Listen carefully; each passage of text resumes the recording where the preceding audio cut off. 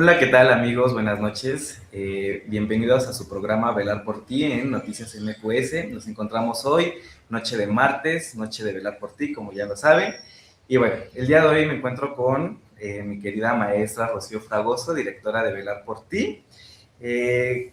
Bueno, para los que no me conocen y me ven por primera vez, soy Uciel Domínguez, conductor de este espacio Velar por Ti. Y bueno, hoy vamos a hablar de algo que movilizó a millones de familias mexicanas este fin de semana.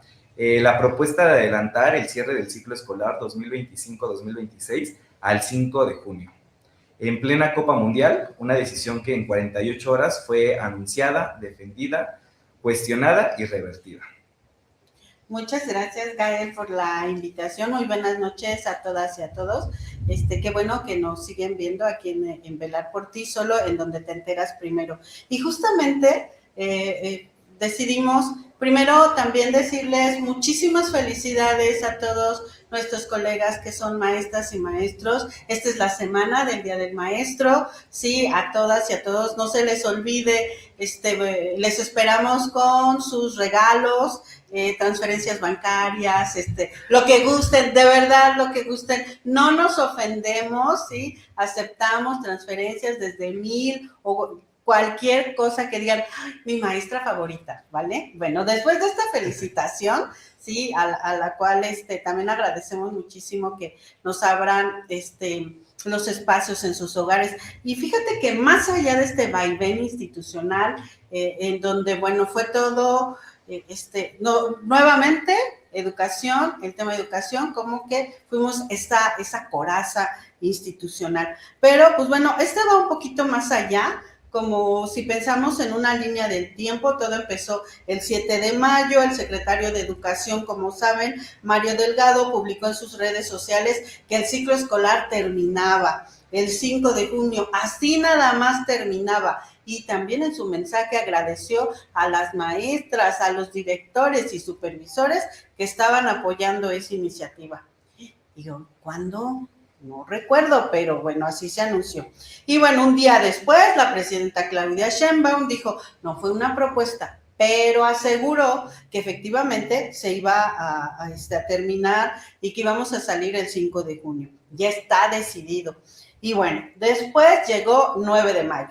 La Comisión de Derechos Humanos mencionó, hizo un pronunciamiento que justamente esta reunión que llevó a esta reunión, pues se nos estaban vulnerando los derechos de las niñas y los niños a recibir educación. Los motivos, ya lo sabemos, un poco banales, Gael, como sabes, desde el clima, sí, caluroso, que ahorita está lloviendo, sí, desde los temas como el mundial, y luego algunos absurdos como que los niños ya no hacen nada, ya para qué van a la escuela, ¿no? Ese tipo de situaciones pues se argumentaron. Y de verdad, señor Mario Delgado, hay escuelas que no tienen, de verdad, ni aulas. Ahí le encargo, ¿no? Aún, y los salarios de los maestros, pero bueno, ese sería otro tema. Esos fueron algunos de los motivos que, con lo cual motivaron el adelanto. No, después del siguiente día, ya el lunes, tuvimos, Gael, si recuerdas justamente, pues la reunión de autoridades. Ya no la sabemos, extraordinaria, fue algo así como en las escuelas, reunión maestros, reunión, vengan, y otra vez todos los secretarios de los 32 estados se presentaron. Paradójico, si el día jueves todos habían dicho, sí señor, apruebo, y ya después de esa reunión, pues la situación fue totalmente distinta. Y terminó justamente con un anuncio donde daban la reversa, que siempre ya no, porque mi supervisora no me autorizó y los papás me regañaron. Bueno, no fue así la situación, disculpen lo coloquial, pero bueno, Gael, ¿qué es lo que más tenemos qué más observamos en en todo este pronunciamiento que puso nuevamente la educación al centro del tema político? Muy bien, sí, maestra. Como lo menciona en esta línea del tiempo, vemos 4 puntos importantes. Desde la mencionada publicación de Mario Delgado el día jueves, desde el mensaje de nuestra presidenta Claudia Sheinbaum al día siguiente, en el que es solo una propuesta, después de que todos nuestros secretarios de educación en toda la República votaron que sí, todos levantaron la mano que sí, aunque después dijeron que siempre no, que yo no voté, que sí, que no. Después la Comisión de los Derechos Humanos dicen que se cheque esta propuesta y por último, tras la presión mediática que vimos en los medios a través tanto de los noticieros, principalmente que ya sabemos que son los principales fanáticos de los maestros, ¿verdad? Los padres de familia, y bueno, toda la presión que tuvo tanto la presidenta como Mario Delgado, se llega a esta reunión extraordinaria el día lunes y se llega al acuerdo de que siempre no, que las clases terminan el día 15 de julio y a checar modificaciones en algunos estados como lo era Veracruz, si no me equivoco. ¿Qué es lo que nos deja ver esto? Las preguntas que no se están haciendo en los medios, ni mucho menos, y lo que se está dejando a un lado y que la misma nueva escuela mexicana nos dice que debemos de poner al centro, es la niñez. Niñas, niños y adolescentes. Ante todos estos 4 días, lo último que se vio que realmente importaba o que les importaba tanto a las autoridades, tanto en algunos casos, paréntesis aquí digo, algunos casos a los padres de familia, fue la educación de sus hijos. Se está violentando los derechos, principalmente el artículo 3º constitucional, que es el que nos dice que todo niño y niña tiene derecho al acceso a la educación.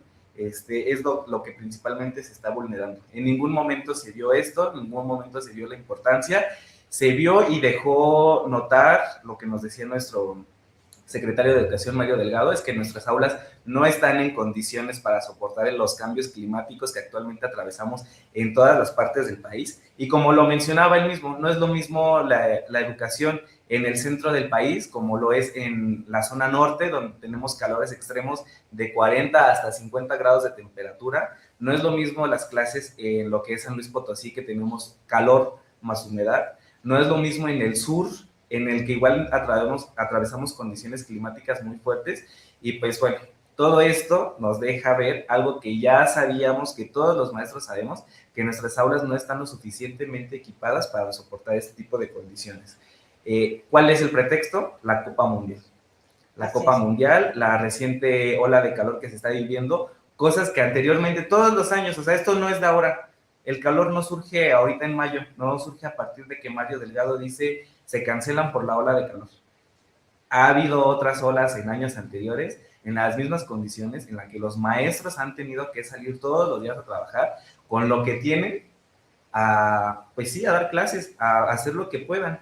Y esto no se está viendo ni mucho menos, repito, la prioridad de las infancias. Así es, querido Gael. Fíjate que otro tema importante, que es lo que estamos viendo en pantalla, son justamente los derechos de acuerdo a nuestra Constitución que se vulneraron. Algo muy importante que lo hemos escuchado constantemente es el interés superior de la infancia, que va más allá y que no se nombró, es el corazón de la protección de los derechos de las niñas y los niños.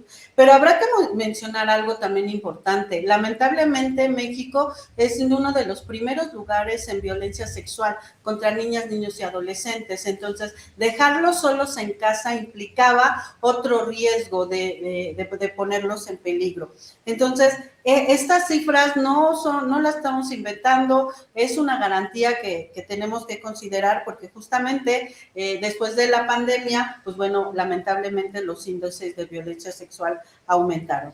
Este principio de interés superior de la infancia no se mencionó ni tampoco la brecha socioeconómica que enfrentan diferentes niñas, niños y adolescencias, que también implica, porque lamentablemente hay otro tema importante que tenemos que mencionar, el magisterio, padres y madres de familia, en ningún momento fue consultado, ¿sí? Uno de nuestros menos, en esta crisis, en ningún momento hubo algún foro, bueno, vaya un comunicado de urgente, ¿qué opinas o qué piensas sobre adelantar el calendario escolar? ¿Sí? En ningún momento hubo, de alguna manera, una consulta para con nosotros, y eso, bueno, ¿qué traía en consecuencia? No solo pensar en los docentes, sino también en los más de 30 millones de estudiantes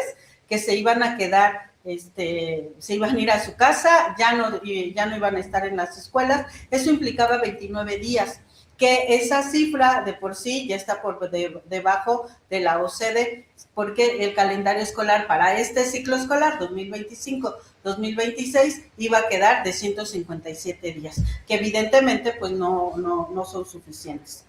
Hubo presión por parte de los sindicatos de la CENTE, nuestro sindicato, Gael, bueno, en el caso de su servidora, el del Sindicato de Maestros al Servicio del Estado de México, no se pronunció, sí, faltó, sí se pronunció la CENTE, la coordinadora. Parecía ahí que había algunas situaciones que no se mencionaron, tras como una amenaza, no amenaza, más bien una advertencia de hacer una huelga, y bueno, pues ahí también se estaban justificando que por eso se iban a adelantar, para no tener ninguna alteraciones que implicara para el Mundial, ¿no? Entonces, esos son algunos de los temas que se mencionaron, pero algo importante también que quiero detenerme, que los medios no abordaron. El Magisterio de Educación Básica en México es mayoritariamente femenino. Significa que las maestras, de igual manera,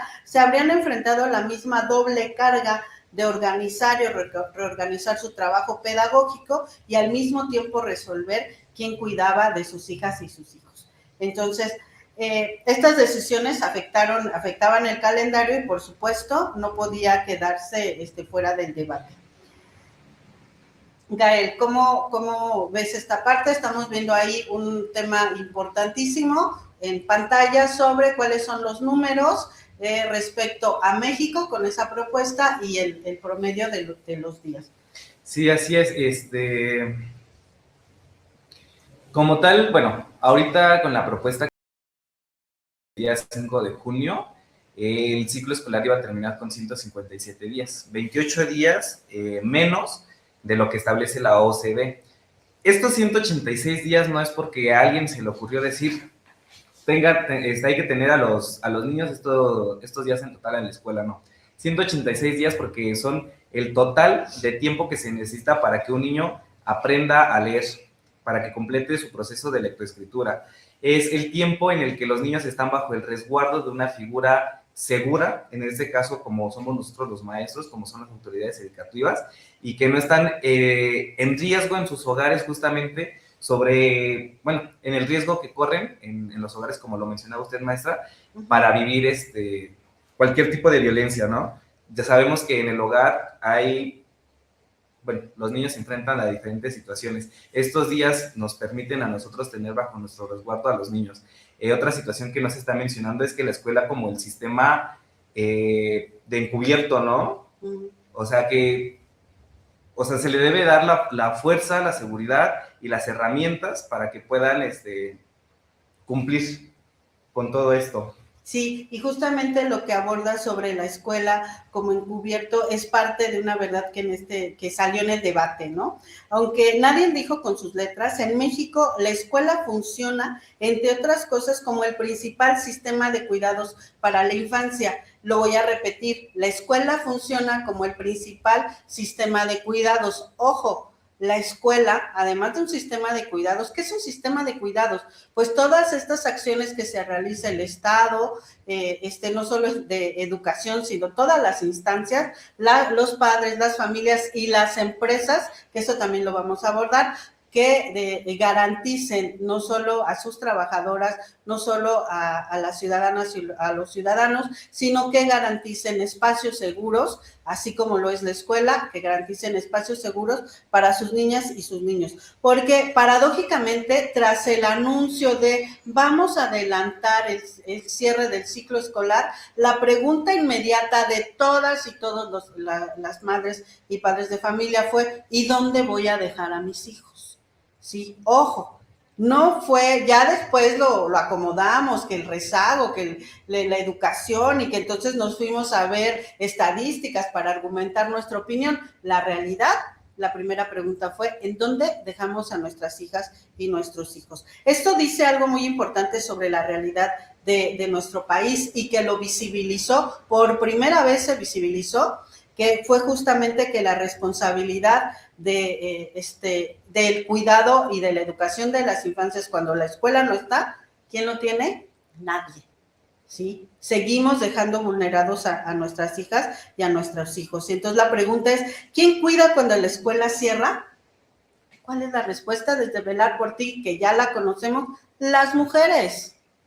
Las mujeres son quienes están cuidando y justamente hay que ser precisas. Cuando se habla de las familias, tendrán que reorganizarse, no se refieren a todas las familias, se refieren a las mujeres, porque justamente madres, abuelas, tías, hermanas, ellas son quienes hacen este trabajo no remunerado. Y ya lo ha dicho el INEGI, ¿no? El INEGI lo documenta. Las mujeres dedican en promedio el doble de horas de hombres trabajando en el hogar, es decir, trabajo doméstico y de cuidados. En la gráfica lo podemos observar, este trabajo no remunerado es 2.5 veces más, lo que significa ante una declaración a la ligera de adelantar el cierre del ciclo escolar, fue dónde los dejo, si yo tengo que trabajar, si además de eso consideramos un porcentaje importante, por ejemplo, que el 33% de las familias en nuestro país son jefas de familia, implicaba que entonces se duplicaba la carga. Y bueno, no todas las madres o quienes están maternando trabajan en espacios donde se cuente con una guardería. Y aquí habrá que mencionar algo, Gael, justamente, de acuerdo a la normatividad, las empresas, está definido que las empresas que tengan más de 50 personas, trabajadoras o trabajadores, están obligados a tener una guardería. Sabemos, y ya lo vimos, ya se hizo evidente, que pues no todas cuentan con ese espacio, porque hay algo en toda esta situación que no se nombró, y fueron justamente las empresas. Justo, y aquí es donde entra la pregunta, ¿y las empresas dónde estaban en este debate? Nos llama la atención que en todo este debate, entre declaraciones de la SEP, la presidenta, la CNDH, los sindicatos y las familias, hubo un actor que brilló por su ausencia: las empresas, los empleadores, el sector privado, porque si las jornadas laborales no iban a cambiar, alguien tenía que hacerse cargo de esas semanas adicionales. Y la respuesta institucional fue básicamente el silencio, como si el cuidado de la infancia fuera un asunto privado de cada familia que no tiene nada que ver con el mundo laboral. Y aquí entraría cuestionarnos justo esto, ¿no? ¿Por qué es justo las empresas las que se quedan calladas y por qué le cargan todo a la educación, a lo que es la Secretaría de Educación, cuando igual ellos tienen responsabilidad, tienen obligaciones y que esas obligaciones están establecidas en el artículo 123 de la Constitución, que como usted le mencionaba, es que después de 50 mujeres trabajadores dentro de cualquier empresa o cualquier empleador tiene la obligación de prestar este servicio de las guarderías, cosa que realmente si nos ponemos a ver, a indagar y a buscar, no lo hay, no existe. Y entonces, ¿qué es lo que entra aquí? Un nuevo conflicto en justamente esta pregunta: ¿quiénes son las que se harán cargo? Las mujeres, siempre las mujeres. Ahí entran lo que son las madres, abuelas, tías, hermanas mayores, los que quedan al cuidado de nuestras infancias en todo este tiempo muerto o en este tiempo que no hay una persona adulta o responsable al frente de nuestros niños. Sí, y justamente lo que tú mencionas nos lleva, tiene que ver con la idea errónea de que las escuelas somos guarderías. Habrá que decirlo, a nosotros como docentes nos duele mucho esta parte, de verdad nos duele que a veces hay padres de familia no comprometidos con la educación de sus hijas o de sus hijos, pero lamentablemente sí, la escuela se ha convertido en un centro donde vamos y depositamos a nuestros hijos a las 8, a las 9 de la mañana, sí, y ya sé a qué hora salen, pasamos por ellos y listo, de ahí ya no nos involucramos. Justamente parte de lo que siempre abordamos las maestras y los maestros es que debe de haber más ese compromiso, no solo de padres, madres de familia, porque bueno, ya hubo ahí una mención donde una juez determinó que no puede haber reprobación. Ok, entendemos esa parte. ¿Y los aprendizajes, papás, mamás, dónde quedan? ¿Sí? Esta crisis es oportuna para para preguntarnos por qué nos exigimos a las empresas que activen un sistema de cuidados, y entonces así la escuela podrá hacer su función sobre educadora y no nada más de estar cubriendo una función de guardería, ¿no? Porque cuando las empresas tengan este sistema de cuidados, cuando se active cualquier contingencia, se tiene ya el respaldo para el cuidado de nuestras infancias. Y la otra pregunta, ¿por qué la carga siempre debe de caer en las familias y nunca en los empleadores? Sí, ahora sí aplicaron la de calladito, me veo más bonito. El artículo que ya mencionaba Gael, 123 de la Ley de Trabajo, bueno, pues nos especifica estas obligaciones.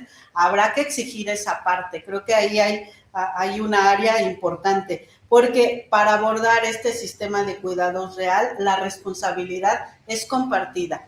A las maestras y los maestros en las escuelas nos toca la educación, la parte formativa, ¿sí? La parte valoral toca en casa, ¿sí? Pero es una responsabilidad para hablar de índices de eficiencia terminal, de aprendizajes esperados. La responsabilidad, ya la vimos en esta ocasión, nos descansa solo en maestras y en maestros. Algunos países de América Latina ya están caminando en esa dirección. La conversación apenas empieza en episodios como los que tuvimos aquí en México, donde la decisión educativa revela la fragilidad de toda una red de cuidados. Las empresas no deben ni pueden seguir beneficiándose de que las mujeres no lleguen a trabajar porque alguien más no cuidó a sus hijos, o porque llegan a trabajar porque alguien más cuida a sus hijos. Es obligación de las empresas generar espacios para que las madres de familia tengan donde de alguna manera quien pueda cuidar a sus hijos también. Sí, lo que esta crisis revela es que la marcha atrás fue correcta, pero no podemos quedarnos solo con eso. Esta semana nos dejó al menos 4 lecciones que no deberíamos desperdiciar. La primera, las decisiones educativas de alcance nacional no pueden tomarse en días, de espaldas al magisterio, a las familias y a los organismos de derechos humanos. La participación no es un trámite, es un derecho y una condición para que las políticas sean legítimas y sostenibles. La segunda es que el calor en las aulas sí es un problema urgente, pero su solución no es recortar clases, es invertir en infraestructura escolar digna. Eso requiere presupuesto, voluntad política y planificación a largo plazo. La tercera es que la escuela no puede seguir haciéndose cargo solo con la función del cuidado que el Estado y las empresas no asumen. Necesitamos un sistema de cuidados articulado donde las empresas cumplan sus obligaciones legales y el Estado garantice la red de apoyo que las familias, especialmente las mujeres, necesitan. Y la cuarta, y quizás la más importante, es que esta semana quedó demostrado que cuando la sociedad civil, el magisterio, las familias y los organismos autónomos se articulan, las decisiones pueden revertirse. Esa incidencia es ejercicio de derechos. Y tal vez esta situación es a la que vemos que nuestros representantes políticos es a la unión que hubo entre el magisterio, padres de familia y la sociedad civil en general. Habrá que checar por qué. Sí, justamente por eso a las autoridades, porque esta decisión fue nuestra máxima autoridad educativa, no fue el director, no fue ni el supervisor, fueron las autoridades máximas de cada estado y también a nivel federal, donde, y me van a disculpar si soy un poco sarcástica, están los protocolos, maestras y maestros, autoridades que ustedes han firmado. ¿Dónde quedó la comunicación? ¿En dónde quedó levantar el acta de los acuerdos que hicieron desde el día 7, donde todos votaron a favor? ¿Dónde quedaron todas estas recomendaciones que nos hacen a nosotros, a los maestros de a pie y a las maestras frente a grupo, donde dicen, pues tú tienes que hacer esto y si no, rescisión laboral?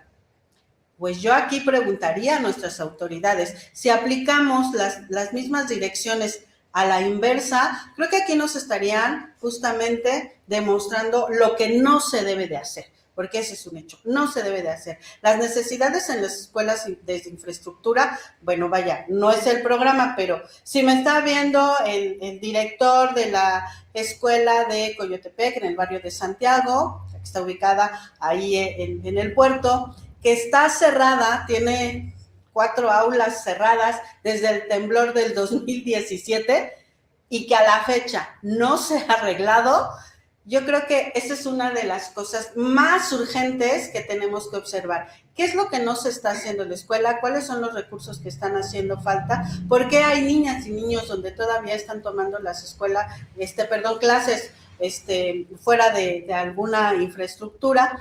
Y hace falta mucho. Algo también muy importante que visibilizó esto es la importancia de la labor de maestras y maestros. Definitivamente, toda la sociedad mexicana descansa de alguna manera con saber que sus hijas y sus hijos están bien en las escuelas. Eso se los agradecemos y lo valoramos muchísimo. Tengan certeza que el día de hoy los de La Voz y todos mis compañeros docentes hacemos nuestro máximo de esfuerzo y desempeño para que sus hijas y sus hijos sean de excelencia.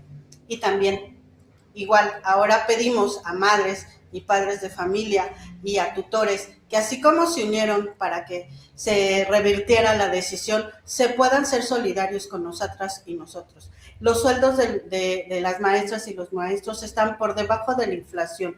No hay, en el caso de las mujeres en el Estado de México, no contamos con un sistema de vivienda que garantice poder adquirir una vivienda. Ese es un derecho constitucional y que en el Estado de México se nos priva de ese derecho. Por lo tanto, nos ayudaría muchísimo cuando las maestras o los maestros pedimos y exigimos nuestros derechos laborales, dignificar no solo los espacios, sino también nuestro lugar de trabajo, porque así como ustedes que tienen que ir a una empresa o a algún lugar a desempeñarse porque necesitamos de ese dinero, porque lo ganamos honradamente, igual las maestras y los maestros. Necesitamos salarios dignos, sistemas de retiro dignos que les permitan sobrevivir a las maestras y los maestros. Gael, justamente, y hemos tenido algunos programas aquí, no hay un sistema para la obtención de plazas transparente. En este año fue muy atropellado, lo hemos visto en algunos otros programas.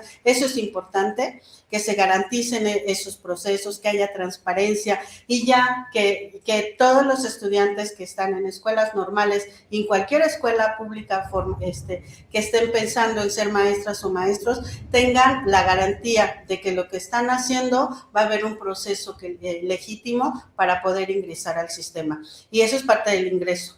También hay otra parte, se nos ha quitado el derecho a una pensión. Ahora los más jóvenes ya no podrán tener derecho a una pensión, ahora es un mínimo retiro y bueno, ahorita están jóvenes y quizás no lo vean, pero ya con 50, 60 o 70 años, ¿sí? Y que solo te digan ten 100,000 pesos y hazle como quieras, eso va a ser muy fuerte. También necesitamos el apoyo de padres y madres de familia para poder sumarse cuando hagamos alguna solicitud. Gael. Sí, bueno, me emociona todo esto.